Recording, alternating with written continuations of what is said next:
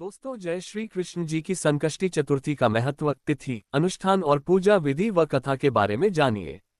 भारत में संकष्टी चतुर्थी के त्योहार का खास महत्व है। यह त्योहार भारत के उत्तरी और दक्षिणी दोनों ही राज्यों में प्रचलित है। इसके अलावा महाराष्ट्र में इस त्योहार को मुख्य रूप से मनाया जाता है। यह भगवान गणेश का दिन है। इस शुभ दिन पर उपासक जीवन में आने वाली सभी बाधाओं को दूर करने और कठिन से कठिन परिस्थिति में भी विजयी होने के लिए भगवान गणेश की पूजा करते हैं। संकष्टी चतुर्थी भारत में विशेष रूप से मनाई जाती है। यह दिन भगवान गणेश को समर्पित होता है। हिंदू कैलेंडर के प्रत्येक माह में कृष्ण पक्ष की चतुर्थी को मनाया जाता है। वहीं जब संकष्टी चतुर्थी मंगलवार को आती है तो यह अंगार की चतुर्थी के नाम से जाना जाता है। अंगार की चतुर्थी को सभी चतुर्थियों में सबसे शुभ माना जाता है। गणेश जी को हिंदू धर्म में प्रथम पूज्य देवता माना गया है। यही कारण है कि हर शुभ कार्य से पहले उनकी पूजा की जाती है। चतुर्थी तिथि भगवान गणेश को ही समर्पित है, इसलिए इस दिन उनका व्रत रखा जाता है। संकष्टी चतुर्थी व्रत का महत्व भविष्य पुराण और नरसिंह पुराण में वर्णित है और इसे स्वयं भगवान कृष्ण ने युधिष्ठिर को भी समझाया था, जो सभी पांडवों में सबसे बड़े हैं। ऐसा माना जाता है कि इस व्रत का पालन करने से जीवन के हर कष्टों से मुक्ति मिल जाती है और विघ्नहर्ता सारे दुखों का निवारण कर देते हैं। संकष्टी चतुर्थी हर महीने में मनाई जाती है, इसलिए हर एक महीने में श्री गणेश की पूजा अलग अलग पीता, कमल की पंखुड़ी और अलग नाम से की जाती है। संकष्टी चतुर्थी के दिन भगवान गणेश के उपासक ब्रह्म मुहूर्त में उठकर स्नान करते हैं। इसके बाद भगवान गजानन का स्मरण करते हुए उपवास की शुरुआत करते हैं। हालांकि कुछ लोग आंशिक उपवास रखना भी पसंद करते हैं। अगर आप संकष्टी चतुर्थी का व्रत करना चाहते हैं तो आपको ध्यान रखना होगा कि किसी भी तरह का अन्न भूल से भी आपके पेट में न जाए। अगर आपने अन्न खा लिया तो आपको व्रत टूट जाएगा। हालांकि अगर असहनीय भूख लगने लगती है या फिर कुछ खाने का मन कर रहा है तो आप फल, सब्जियां और कंदमूल खा सकते हैं। अधिकतर लोग उपवास के दौरान भारतीय आहार में मूंगफली, आलू और साबूदाना खिचड़ी खाना पसंद करते हैं। आप भी इन पदार्थों का सेवन कर सकते हैं।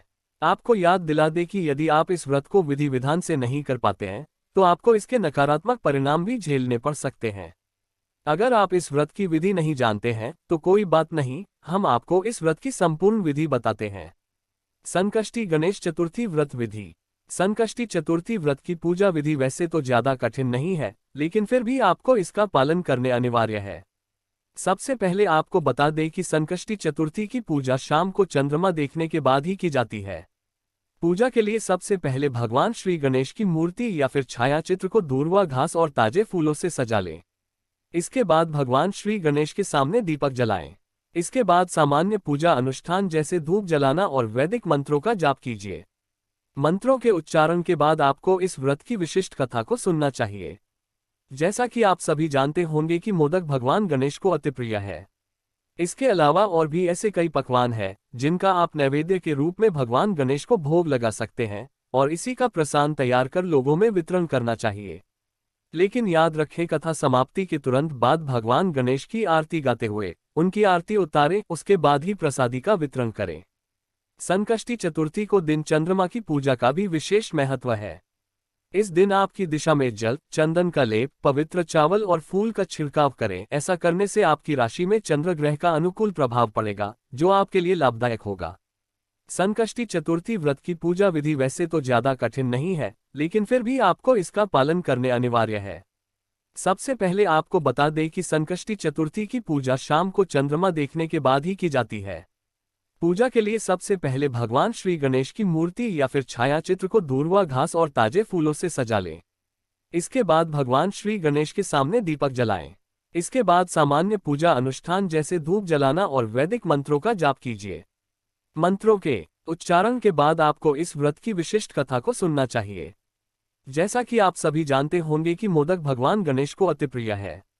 इसके अलावा और भी ऐसे कई पकवान हैं जिनका आप नैवेद्य के रूप में भगवान गणेश को भोग लगा सकते हैं और इसी का प्रसाद तैयार कर लोगों में वितरण करना चाहिए। लेकिन याद रखें, कथा समाप्ति के तुरंत बाद भगवान गणेश की आरती गाते हुए उनकी आरती उतारें, उसके बाद ही प्रसादी का वितरण करें। संकष्टी चतुर्थी को दिन चंद्रमा की पूजा का भी विशेष महत्व है। इस दिन आपकी दिशा में जल, चंदन का लेप, पवित्र चावल और फूल का छिड़काव करें। ऐसा करने से आपकी राशि में चंद्र ग्रह का अनुकूल प्रभाव पड़ेगा, जो आपके लिए लाभदायक होगा। संकष्टी चतुर्थी की पहली कथा। पहली कथा के अनुसार भगवान विष्णु और माता लक्ष्मी के विवाह में भूलवश या फिर किसी अन्य कारण से भगवान श्री गणेश को निमंत्रण नहीं दिया गया। इसके बाद भी कुछ ही क्षण बाद भगवान गणेश विवाह स्थल पर आ गए, जहां उनका अपमान करते हुए देवताओं ने बारात वापस लौटने तक पहरेदारी का काम दे दिया। जब नारद जी ने देखा तो उन्होंने गणेश जी से कहा कि यहाँ बैठाकर विष्णु जी ने आपका अपमान किया है। उन्हें सलाह दी कि आप अपने मूषक चूहा सेना को बारात से आगे भेज दो, वह आगे से रास्ता खोद देगी, जिससे भगवान विष्णु समेत सारे बारातियों के रथ धरती में धंस जाए और वह आपको ससम्मान बुलावा भेजेंगे। इसके बाद मूषक सेना ने अंदर से जमीन को पूरी तरह खोद डाली। जब श्री विष्णु की बारात वहां पहुंची तो उनके रथ जमीन में धंस गए। सभी लोगों ने लाख कोशिश की, लेकिन रथ के पहियों को निकाल नहीं पाए। इतने में ही नारद जी ने कहा कि आप लोगों ने गणेश जी का अपमान किया है, जो कि उचित नहीं है। अगर आप उनको मनाएं और ससम्मान बुलाएं तो आपकी परेशानी का हल हो सकता है और यह संकट टल सकता है। इसके बाद गणेश जी को बुलाया गया और उनसे इस संकट के निराकरण का आग्रह किया। तभी खेत में काम कर रहे किसान को बुलाया गया। किसान ने रथ निकालने की बात सुनते ही हाथ जोड़े, आंखें बंद की और मन में ही श्री गणेशाय नमः मंत्र का जाप करने लगा और सभी रथ निकल गए। रथ के ठीक होने के बाद देवताओं ने उससे पूछा कि तुमने इतनी आसानी से रथ कैसे निकाल दिए। तो किसान ने जवाब दिया कि है देवतागण, आपने गणेश जी को नहीं मनाया होगा, गणेश जी आपके साथ नहीं थे, इसलिए यह संकट आपके साथ था। गणेश के स्मरण मात्र से ही सारे कष्ट दूर हो जाते हैं। किसान की यह बात सुनकर विष्णु भगवान को अपनी गलती समझ में आई और उन्होंने श्री गणेश से क्षमा मांगी। तभी से संकष्टी चतुर्थी का महत्ता बताई गई है। संकष्टी चतुर्थी की दूसरी कथा। दूसरी प्रचलित कथा के अनुसार एक बार देवता कई सारे संकट एक साथ आ गए थे। संकट निवारण के लिए सभी भगवान भोलेनाथ के पास गए, जहां पास ही में कार्तिकेय और श्री गणेश बैठे हुए थे। देवताओं की समस्या सुनकर शंकर जी ने कार्तिकेय और गणेश से पूछा कि क्या तुम में से कोई इन कष्टों का निवारण कर सकता है। तब कार्तिकेय और गणेश दोनों ने ही इस संकट का निवारण करने में खुद को सक्षम बताया। अब यह मुश्किल हो रहा था कि किसे यह कार्य सौंपा जाए। तभी दोनों की परीक्षा लेने का निर्णय हुआ और कहा गया कि तुम दोनों में से जो भी सबसे पहले पृथ्वी की परिक्रमा कर पाएगा, वही देवताओं की समस्या का निराकरण करने जाएगा। इसके बाद कार्तिकेय तुरंत ही अपने वाहन मोर पर सवार होकर पृथ्वी की परिक्रमा के लिए निकल गए, लेकिन गणेश जी का वाहन चूहा था, जिस पर बैठकर पृथ्वी का चक्कर लगाना मुश्किल था। इसलिए गणेश जी ने कुछ सोचा और अपने माता पिता के 7 बार चक्कर लगाकर वापस बैठ गए। इधर जब कार्तिकेय पृथ्वी के चक्कर लगाकर लौटे, कार्तिकेय खुद को विजेता बताने लगे। जब शिव जी ने गणेश जी से पृथ्वी की परिक्रमा ना करने के बारे में पूछा तो गणेश जी ने कहा, माता पिता के चरणों में सारे लोक हैं, तो मैंने तो पृथ्वी नहीं बल्कि सारे लोकों के साथ परिक्रमा कर लिए हैं।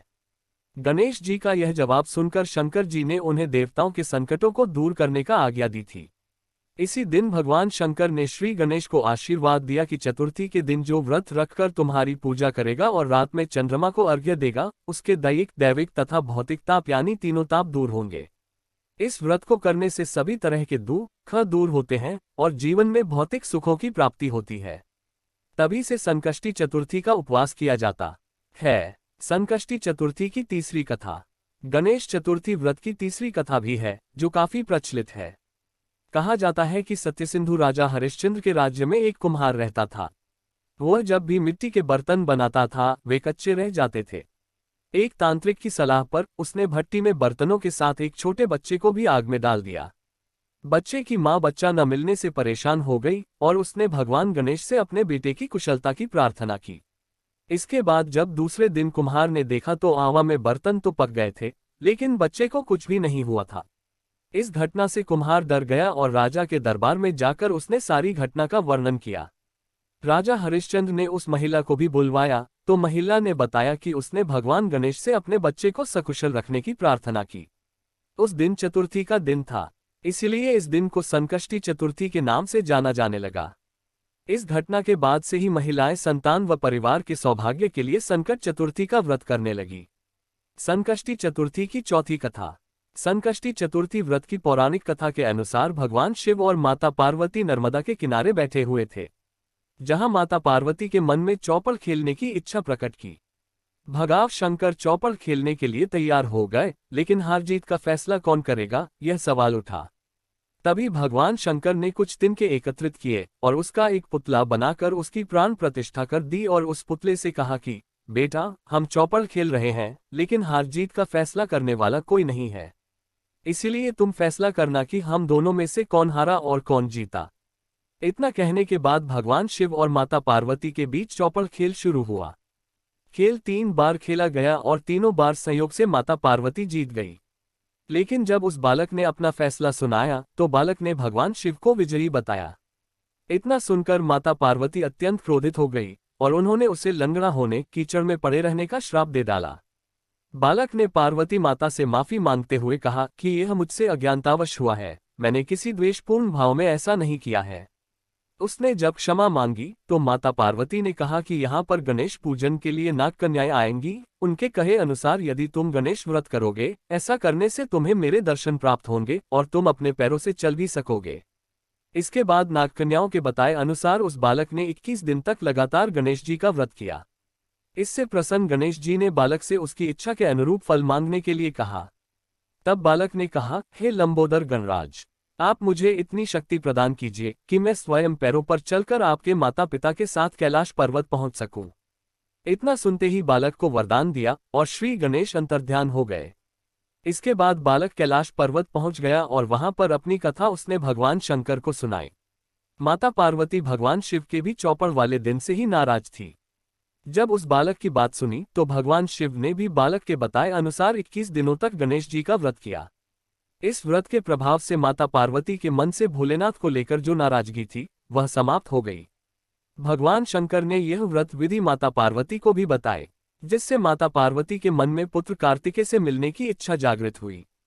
तो उन्होंने भी 21 दिन तक गणेश जी का व्रत किया और दूर्वा, फूल और लड्डुओं से गणेश जी की पूजा अर्चना की। इस व्रत के 21वें दिन स्वयं कार्तिकेय स्वयं माता पार्वती जी से मिलने आ गए। तभी से श्री गणेश को समर्पित संकष्टी चतुर्थी का यह व्रत सारी मनोकामनाओं की पूर्ति करने वाला व्रत माना जाने लगा। इस व्रत को करने से मनुष्य के सारे कष्ट दूर हो जाते हैं। दोस्तों, अगली वीडियो देखने के लिए आप चैनल सब्सक्राइब जरूर करें और लाइक करें और कमेंट करें। दोस्तों, जय श्री कृष्ण जी की संकष्टी चतुर्थी का महत्व।